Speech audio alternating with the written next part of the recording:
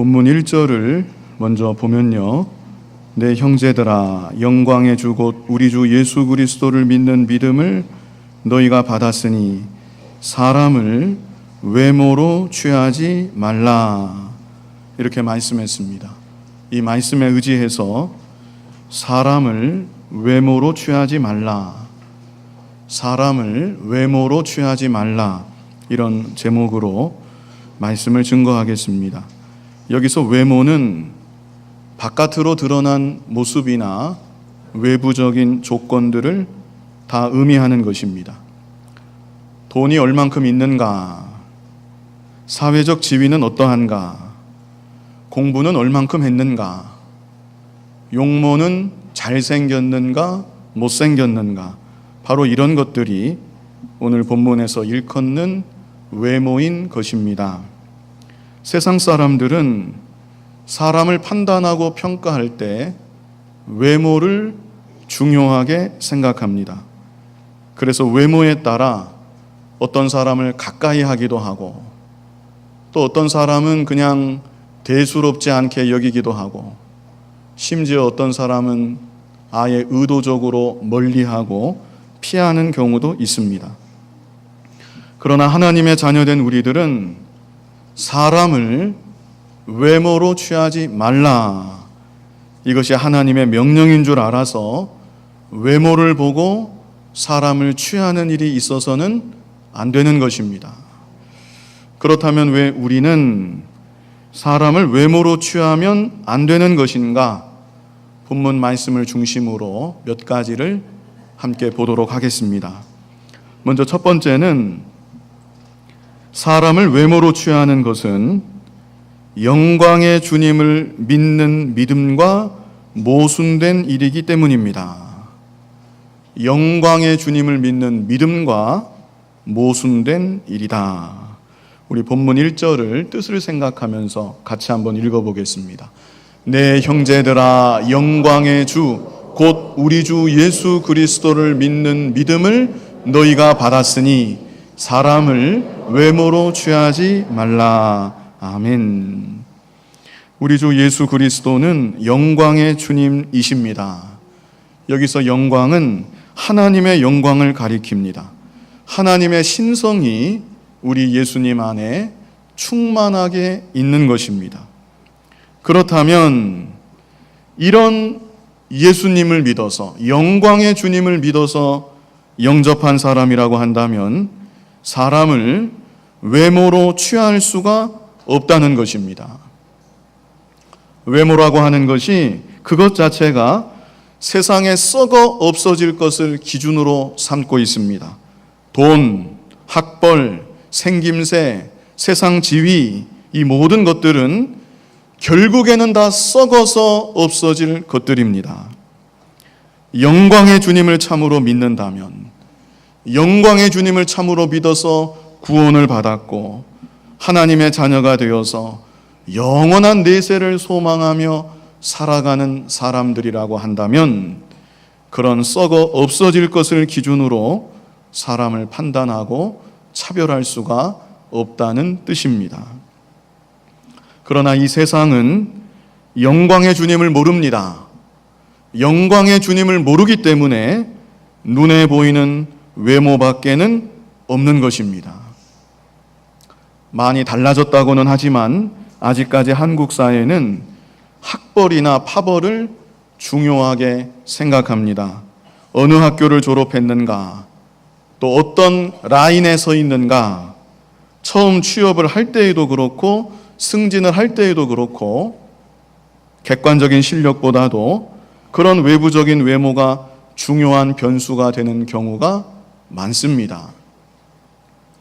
개인적으로 차를 한 대 사더라도 기왕이면 좀 더 큰 차를 선호하는 것 같습니다. 사실 저도 상당히 큰 차를 탑니다. 스타렉스.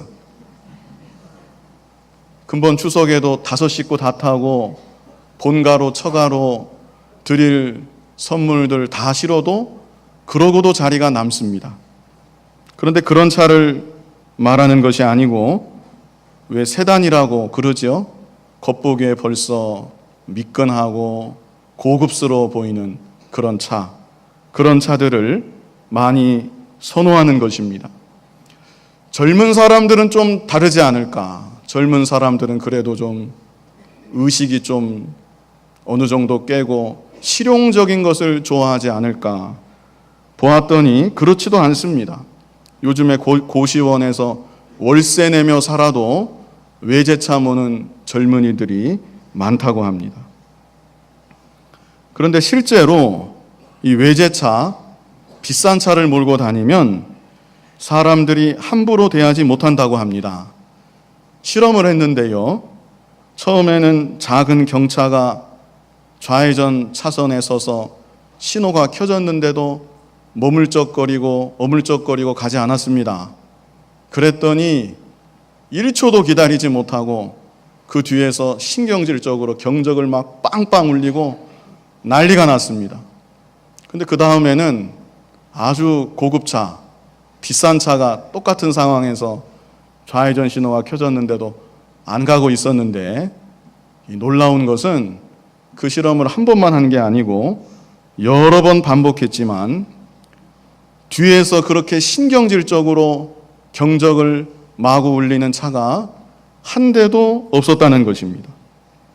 너무나 매너 좋게 앞차에 무슨 사연이 있는가 보다 마치 그렇게 이해하는 것처럼 다들 그냥 기다리고 있었다고 합니다. 비행기를 타도 바빠서 머리도 제대로 못 감고 아무 옷이나 대충 입고 탈 때랑 정장하고 넥타이 매고 탈 때랑 스튜어디스들이 대하는 태도가 다르다고 합니다. 진짜 그런지는 모르겠고요. 어떤 분이 그런 말씀 하시는 것을 직접 들은 적이 있습니다. 그래서 이 세상은 어쩔 수가 없는 것 같습니다. 거의 대부분의 사람들이 외모를 우선적으로 보고 외모로 사람을 취하는 이 세상의 모습인 것입니다. 그러나 하나님의 교회는 달라야 되는 것입니다. 세상에서는 돈이 많은 사람 대접을 받고 학력이 있고 유력한 지위에 있는 사람이 큰 소리를 친다 할지라도 하나님의 교회에서는 영광의 주님을 믿는 믿음 아래서 모든 사람들이 똑같은 동등한 사람인 것입니다. 영광의 주님께서 우리를 어떻게 받아주셨습니까? 너는 돈이 많으니까 나를 따라올 자격이 있다. 너는 세상에서 높은 지위에 있고 명예가 있고 권세가 있으니까 너 정도는 나를 믿어도 괜찮다. 우리 주님께서 그렇게 하셨더라면 우리 가운데 누가 이 자리에 당당하게 나올 수 있겠습니까? 우리 주님께서는 예수님의 보혈을 믿는 사람을 만나 주십니다. 가난하거나 부하거나 종이거나 주인이거나 비천하거나 존귀하거나 예수님의 십자가 보혈을 믿고 예수님을 구주로 고백하며 나아가는 사람, 그 사람을 받아주시고 사랑해주시고 세상 끝날까지 함께하여 주시는 것입니다.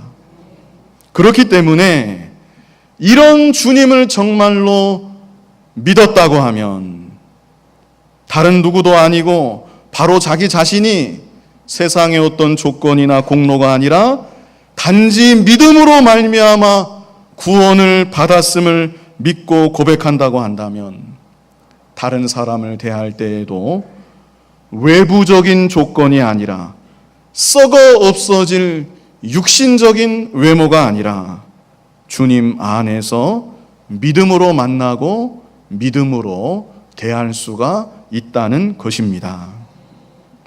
그런데 안타까운 것은 사실 많은 사람들이 교회 안에서조차 사람을 외모로 취하고 외모로 평가하고 외모에 따라 차별하는 경우가 있습니다. 이것은 현대 교회만의 문제가 아니고요. 초대교회 때부터 있어 왔던 교회의 고질적인 병폐이고 문제였습니다. 그렇기 때문에 야고보가 성령의 감동 가운데 사람을 외모로 취하지 말라 이렇게 기록하고 있는 것입니다. 본문 2절로 4절에 실질적인 예가 여기 기록되어 있습니다.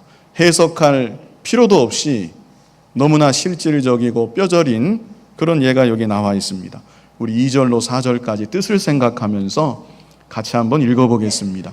만일 너희 회당에 금가락지를 끼고 아름다운 옷을 입은 사람이 들어오고 또 더러운 옷을 입은 가난한 사람이 들어올 때에 너희가 아름다운 옷을 입은 자를 돌아보아 가로되 여기 좋은 자리에 앉으소서 하고 또 가난한 자에게 이르되 너는 거기 섰든지 내 발등상 아래 앉으라 하면 너희끼리 서로 구별하며 악한 생각으로 판단하는 자가 되는 것이 아니냐. 이 말씀 그대로입니다. 어떤 사람이 좋은 옷을 입고 손에도 금가락지를 끼고 우리들의 모임에 들어옵니다. 보아하니 경제적으로 윤택한 사람이고 신분도 꽤나 높아 보이는 사람입니다. 그런 사람이 들어오면 야, 우리 교회도 드디어 좋은 분이 한 분 오시는구나 잘 맞이하고, 반대로 남루한 옷을 입고 척 보기에도 가난하고 볼품없는 사람이 오면 그 뭐 잘 맞아주지도 아니하고 오히려 무시한다고 하면 그것이 어떻게 영광의 주님을 믿는 믿음을 가진 사람이라고 할 수 있겠느냐, 이렇게 우리에게 말씀하고 있는 것입니다. 영광의 주님께서는 아무런 구별 없이 아무런 차별 없이 저와 여러분을 다 받아주셨습니다. 그런데 그 주님을 믿는다고 고백하면서 우리들끼리 세상에 썩어질 것을 가지고 육신의 것을 가지고 사람을 판단하고 차별한다면 고백했던 믿음하고 그 외모를 취하는 모습은 전혀 어울리지 않는 모순된 일이라는 말씀입니다. 우리 본문 4절만 다시 한번 뜻을 생각하고 같이 읽어보겠습니다. 너희끼리 서로 구별하며 악한 생각으로 판단하는 자가 되는 것이 아니냐. 우리 예수님의 엄정한 책망의 말씀입니다. 우리 예수님이 보실 때에는 우리 모두가 다 똑같은 죄인들이었을 뿐입니다. 그런데 예수님께서는 우리들 모두를 위해서 피 흘려 주시고 구속해서 하나님의 자녀가 되게 하여 주셨습니다. 그리고 한 교회 안에서 한 몸을 이루게 하여 주셨고 예수님을 머리로 삼고 하나가 되어서 믿음의 공동체를 이루라고 말씀하신 것입니다. 그런데 왜 너희들끼리 서로 차별하고 외모로 사람을 판단하는 것이냐? 우리 예수님께서 이렇게 말씀하시는 것입니다. 만일 우리 예수님도 외모로 사람을 취하신다, 그렇다고 한다면 우리 중에 누가 이 자리에 나올 수 있을까요? 자신 있는 분 있으면 한번 손들어 보십시오. 나는 자신 있다. 예수님 외모로 판단해도 나는 그 기준에 들어갈 자신이 있다. 그런 분 계시면 한번 손들어 보십시오. 안 계시죠? 예, 우리 가운데는 한 사람도 없습니다. 우리 안에 손들 만한 사람이 한 사람도 없는 것입니다. 영광의 주님 앞에서 누가 손을 들고 나는 돈이 많은 사람입니다, 이렇게 감히 자랑할 수가 있겠습니까? 영광의 주님 앞에서 누가 손을 들고 나는 사회적으로 지위가 높은 사람입니다, 권세가 많은 사람입니다, 누가 감히 고개를 들 수 있겠습니까? 이 지구 전체가, 온 우주 만물이 다 우리 주님의 것이고 우리 아버지의 것입니다. 내 아버지께서 온 우주 만물을 지금도 다스리고 계신 것입니다. 그리고 나는 믿음으로 말미암아 그 모든 것을 소유한 하나님 아버지의 상속자인 것입니다. 이런 믿음이 우리에게 정말로 있다고 한다면 외모를 보고 세상에 썩어질 것을 보고 사람을 판단할 수 없는 것입니다.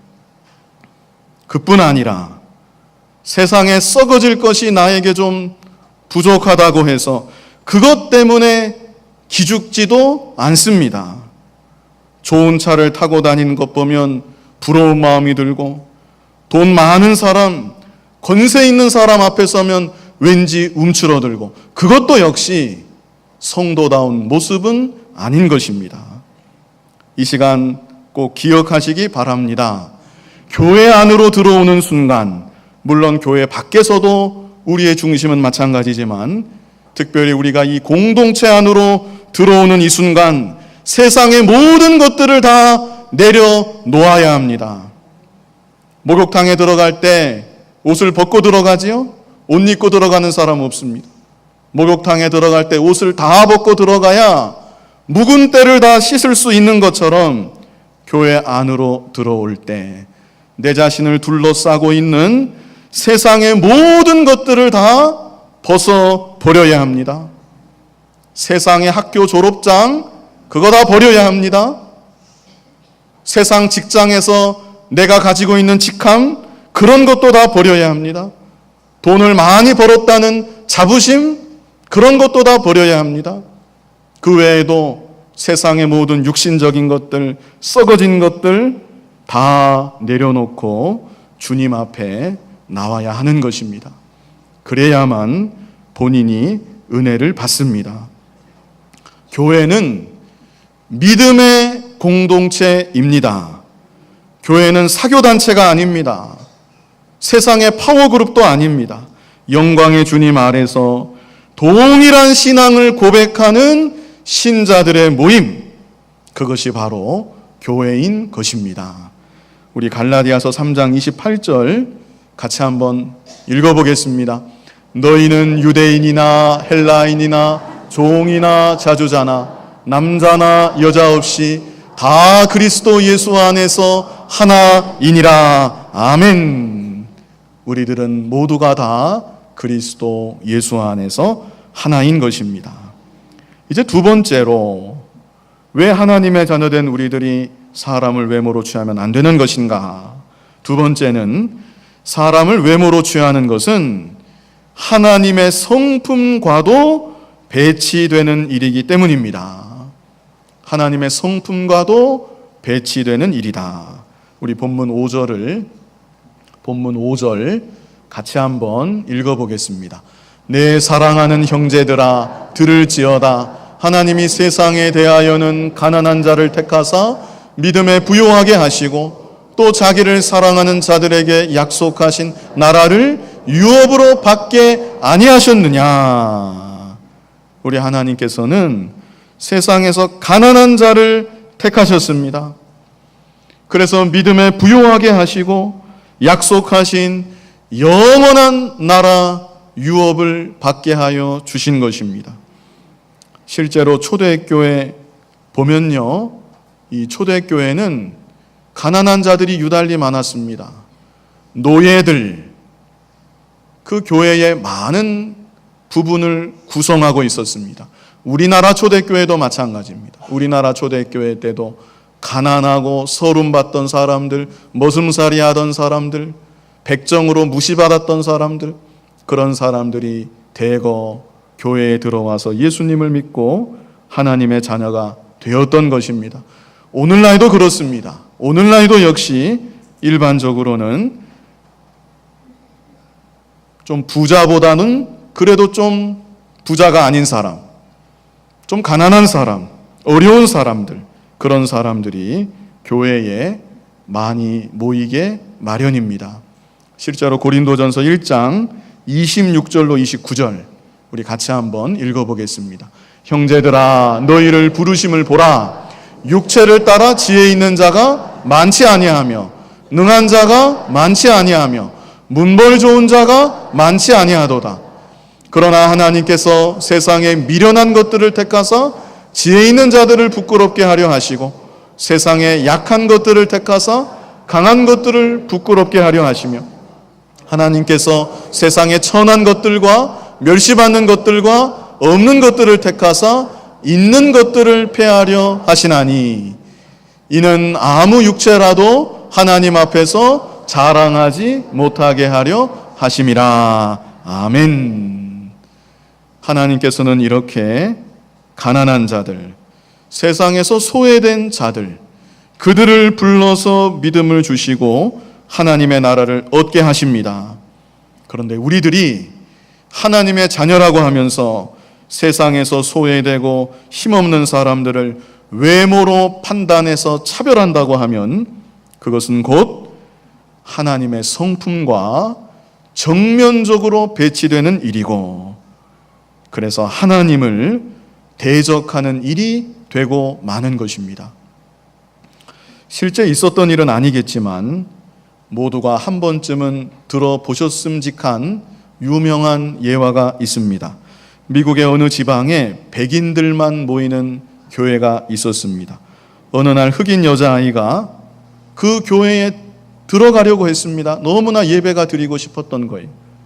그런데 그 흑인 여자는 예배당 안으로 들어가지 못하고 배척을 당했습니다. 그래서 예배당 밖에서 흐느끼며 울고 있었는데 예수님이 그 아이에게 찾아가 주셨습니다. 그리고 하시는 말씀이, 얘야, 울지 말아라. 사실 나도 저 예배당 안에 들어가지 못했다. 이렇게 말씀하셨다는 것입니다. 이 얘기 자체는 지어낸 이야기이지만 내용의 본질은 지극히 성경적입니다. 마태복음 25장 31절부터 보면 예수님의 마지막 최후 심판의 장면이 기록되어 있습니다. 여러분들 모두가 다 잘 아시는 내용입니다. 그때 예수님께서 마지막 심판 때에서 말씀하세요. 마태복음 25장 35절로 36절 같이 읽어보겠습니다. 내가 줄일 때에 너희가 먹을 것을 주었고 목마를 때에 마시게 하였고 나그네 되었을 때에 영접하였고 벗었을 때에 옷을 입혔고 병들었을 때에 돌아보았고 옥에 갇혔을 때에 와서 보았느니라. 이때 듣던 사람들이 뭐라고 얘기하죠? 너무나 의아해합니다. 우리가 예수님을 본 일도 없는데 언제 예수님께 우리가 이런 일을 했습니까? 그때 예수님의 답변이 40절입니다. 40절 우리 같이 한번 40절 같이 한번 읽어보겠습니다.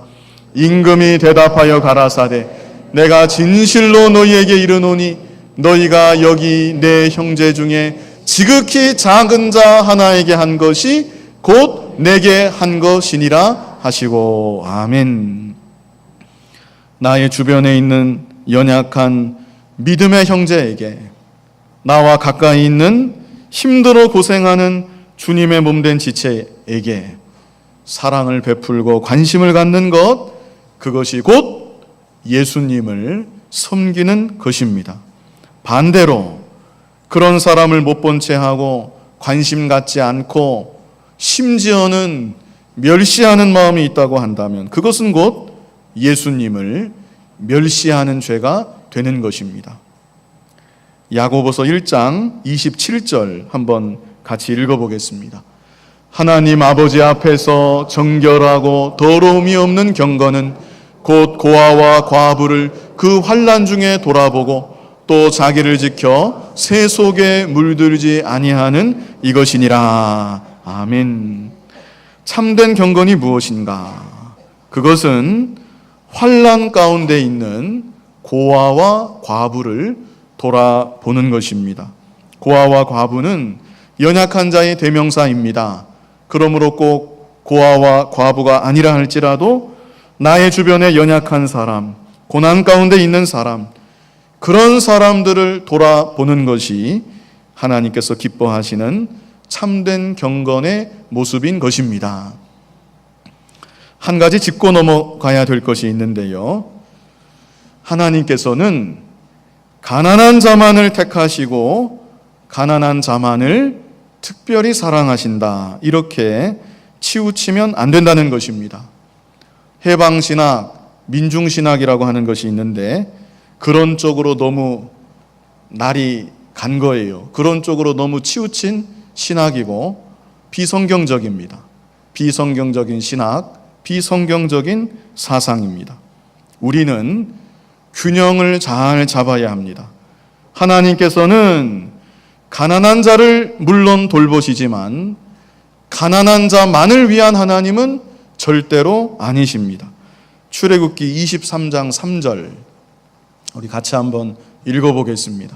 가난한 자의 송사라고 편벽되이 두어하지 말지니라. 아멘. 이것이 또한 하나님의 말씀입니다. 가난한 자라고 무조건 편들어주고 가난한 자라고 무조건 봐주어서는 안 된다는 말씀입니다. 나는 약자의 편이다. 그 꽤 정의로운 말 같지만 조심해야 합니다. 약자를 향해서 내 마음이 지나치게 기울어져서 그 공평하지 못하게 판단을 내리는 그런 일이 없어야 될 것을 여기 말씀에 우리에게 교훈하고 있는 것입니다. 부자라고 또 힘있고 권세가 있다고 무조건 배관시하는 것, 그것도 역시 죄입니다. 마음에서부터 시기하는 마음이 생기는 것, 그러면 그것도 역시 사람을 외모로 취하는 것이고 똑같은 죄를 짓는 것입니다. 그래서 우리들은 공평해야 합니다.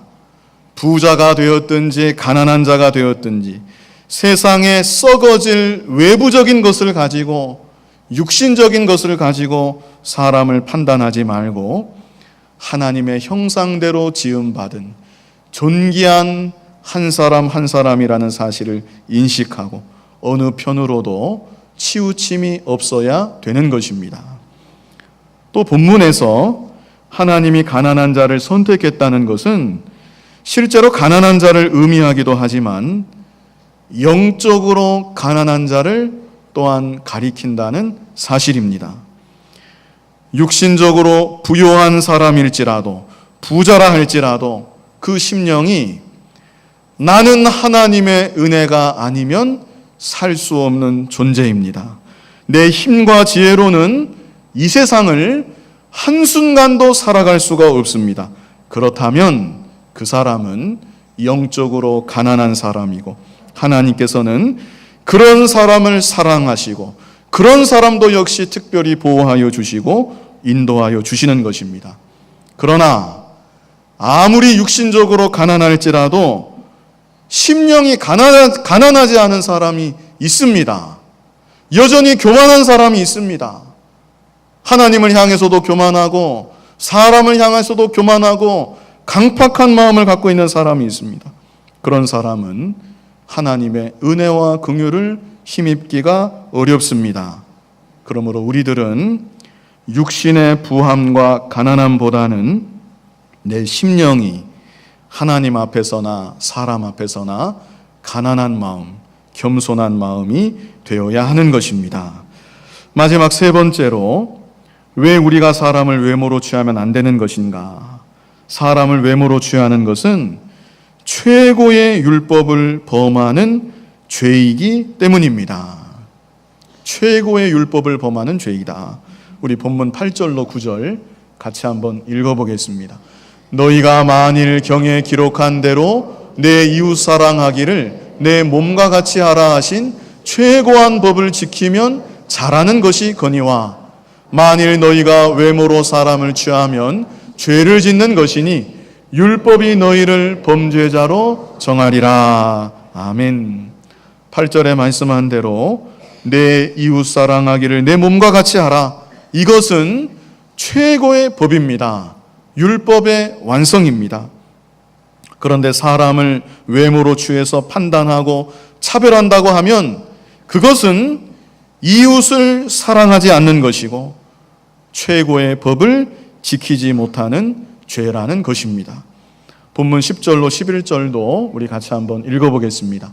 누구든지 온 율법을 지키다가 그 하나에 거치면 모두 범한 자가 되나니 간음하지 말라 하시니가 또한 살인하지 말라 하셨은즉 내가 비록 간음하지 아니하여도 살인하면 율법을 범한 자가 되느니라. 11절에 율법을 범한 자가 되느니라. 범한 자가 되느니라가 맞네요.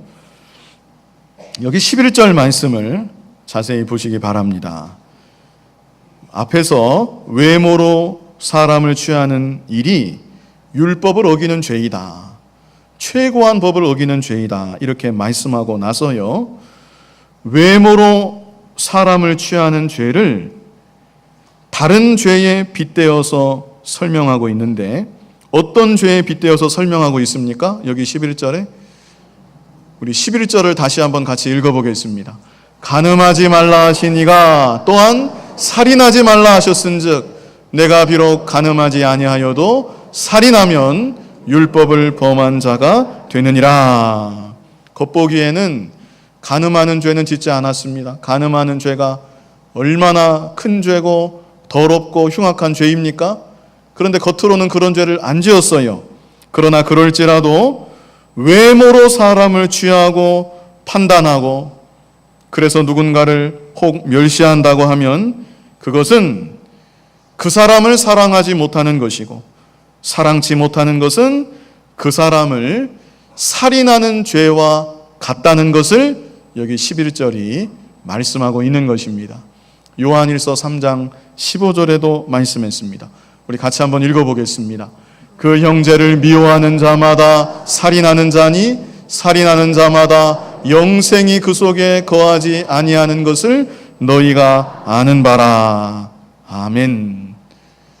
형제를 사랑하지 못하고 미워하는 자, 어떤 자라고요? 살인하는 자.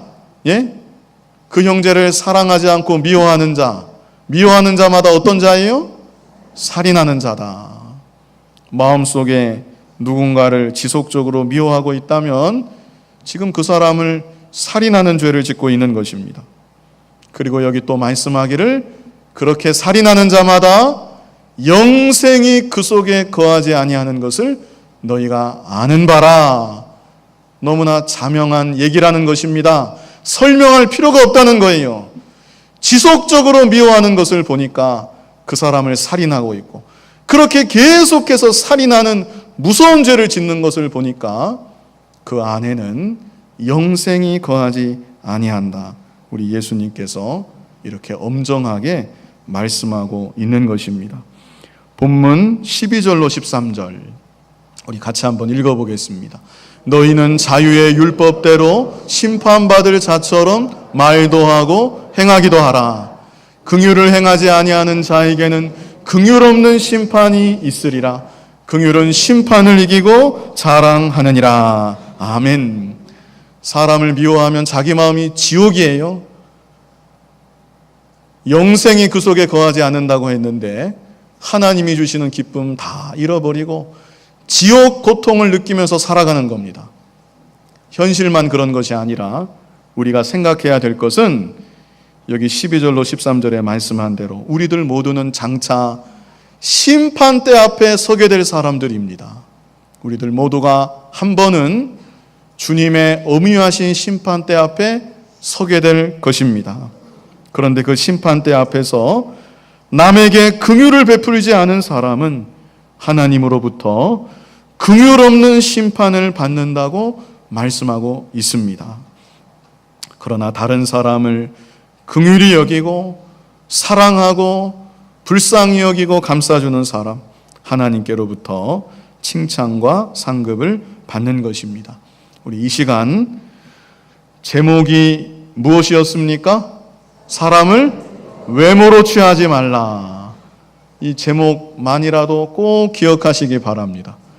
누군가 인생의 좌우명이 아니고요, 명심보감에 나오는 얘기도 아니고요, 하나님의 말씀입니다. 이런 거는 하나님 말씀이라고 잘 기억을 못하는 경향이 있는데 하나님 자녀를 향한 엄미하신 하나님의 명령입니다. 사람을 외모로 취하지 말아라. 이렇게 엄정하게 말씀하시고 오늘 본문을 통해서 왜 너희는 사람을 외모로 취하면 안 되는가? 여기 세 가지로 우리에게 차근차근 말씀해 주셨는데 우리 같이 한번 읽어보겠습니다. 첫째는 무엇입니까? 사람을 외모로 취하는 것은 영광의 주님을 믿는 믿음과 모순된 일이기 때문입니다. 두 번째, 사람을 외모로 취하는 것은 하나님의 성품과도 배치되는 일이기 때문입니다. 세 번째, 사람을 외모로 취하는 것은 최고의 율법을 범하는 죄이기 때문입니다. 아멘. 사람을 외모로 취하는 일이 있어서는 안 되겠습니다. 권세자가 되었든 비천한 자가 되었든 부자가 되었든 가난한 자가 되었든 그 누가 되었든지 우리들은 모두가 다 영광의 주님을 믿는 믿음 아래서 동일한 하나님의 자녀요 천국 백성입니다. 주님 안에서 모두가 같이 한 몸을 이룬 것입니다. 그래서 우리 교회는 누구든지 들어올 수 있는 교회, 누구든지 마음 편하게 함께 어우러질 수 있는 교회, 예수님을 구주로 고백하는 믿음 아래서 모두가 실제로 동등하고 참된 주님의 사랑을 실천할 수 있는 그런 저와 여러분이 되고 우리 교회의 모습이 되기를 간절히 바랍니다. 거룩하신 아버지 하나님, 영광의 주님을 믿는 보배로운 믿음을 우리에게 선물로 주시고 하나님 자녀로 살게 하여 주시고 영원한 내세 천국의 소망을 우리에게 주심을 감사합니다. 영광의 주님을 믿었으니 너희가 사람을 외모로 취하지 말라고 말씀하시고 명하신 주님, 이 세상 살아가는 동안 또 특별히 교회 생활하는 동안 사람을 외모로 취하는 죄를 범치 않는 우리들이 다 되게 하여 주시옵소서. 주님의 사랑 안에서 다 하나가 되게 하여 주시고 주님의 사랑 안에서 서로 사랑하고 긍휼히 여기고 화목하고 주님의 몸된 교회가 더욱 아름답게 서나갈 수 있도록 아버지께서 역사하시고 우리 가운데 친히 인도하여 주시옵소서. 예수님 이름으로 기도하옵나이다. 아멘.